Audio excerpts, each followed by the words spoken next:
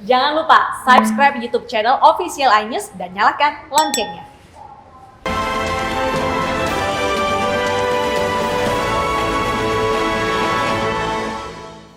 Pemirsa, warga perantau mulai memadati pelabuhan Tanjung Wangi di Banyuwangi, Jawa Timur. Mereka nekat mudik lebih awal karena khawatir tidak bisa mudik lantaran larangan mudik oleh pemerintah.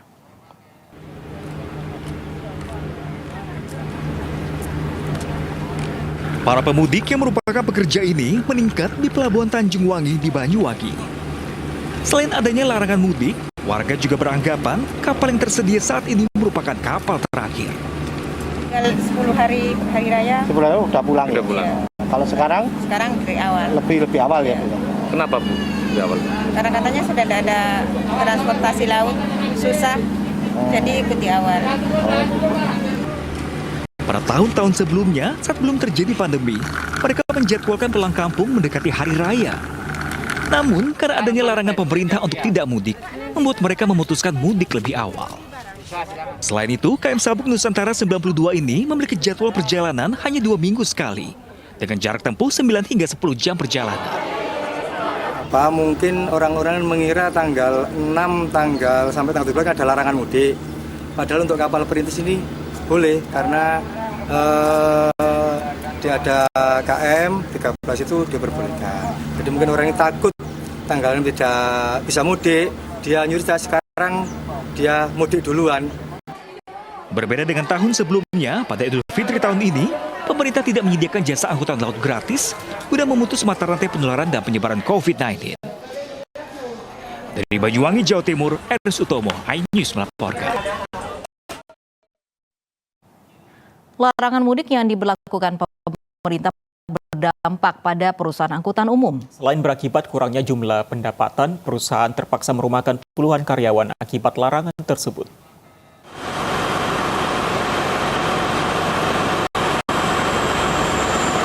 Pandemi corona berdampak pada moda angkutan darat, terutama perusahaan angkutan umum antar kota, antar provinsi.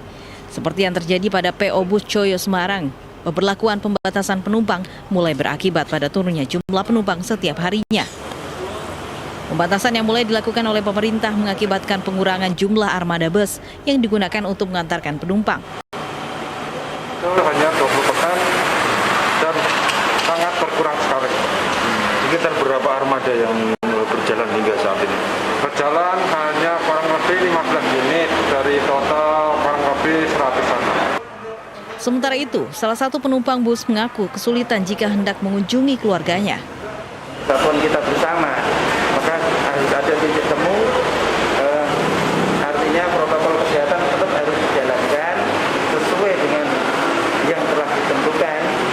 Kemudian untuk ekonomi biar tergeliat kembali, meningkat kembali, harusnya ada titik temu dan jangan sampai kata-kata melarang itu harusnya ada dispensasi.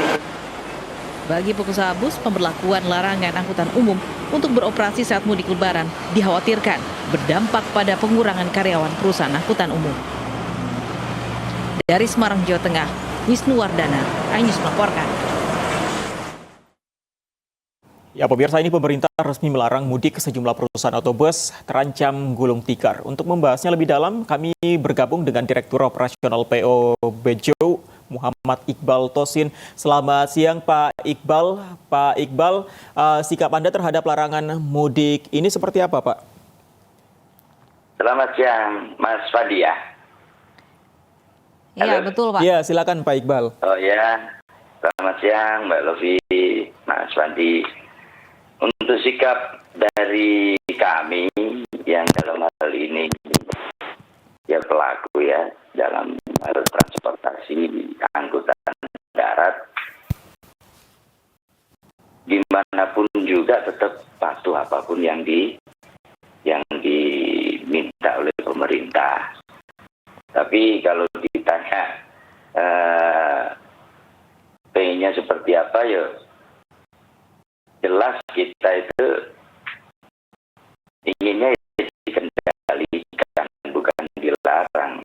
Dan alhamdulillah kalau sesuai dari surat edaran dari Satgas Covid itu sebenarnya tidak ada larangan bagi pelaku transportasi. Mas Wandi dan Mbak Lovia. Itu yang ada itu pengendalian seharusnya itu. Pengendalian semacam apa, Pak? Pengendalian contoh yang boleh ASN, terus TNI Polri, terus pegawai swasta, itu yang tanggal 6 sampai tanggal 17. Kalau tanggal 22 sampai tanggal 5 dan tanggal 18 sampai tanggal 24 Mei, itu kan pengertiannya itu bukan dilarang, tapi di situ sudah sangat jelas sekali di situ dikendalikan dalam hal apa? Cuman diminta nanti diadakan bahasanya itu pengetatan. Ya, pengetatan itu diadakan tes untuk di sampling. Tapi gitu. Sudah mulai terasa ya, Pak, kalau untuk saat ini operasional perjalanan khususnya permintaan penumpang seperti apa? Gimana? Putus tadi. Kalau untuk permintaan penumpang sejauh ini seperti apa? Apakah memang sudah terasa berkurang? Kalau terasa berkurang jelas, pembatalan sudah terjadi dengan wacana yang digulirkan yang kemarin, mohon maaf, dari media kan luar biasa bombastis itu. Masyarakat jadi bingung, Mbak Lovi. Akhirnya terjadi pembatalan itu, minta refund seperti itu. Sampai ada pemutusan, Pak Iqbal, benar sampai ada pemutusan hubungan kerja dengan para karyawan?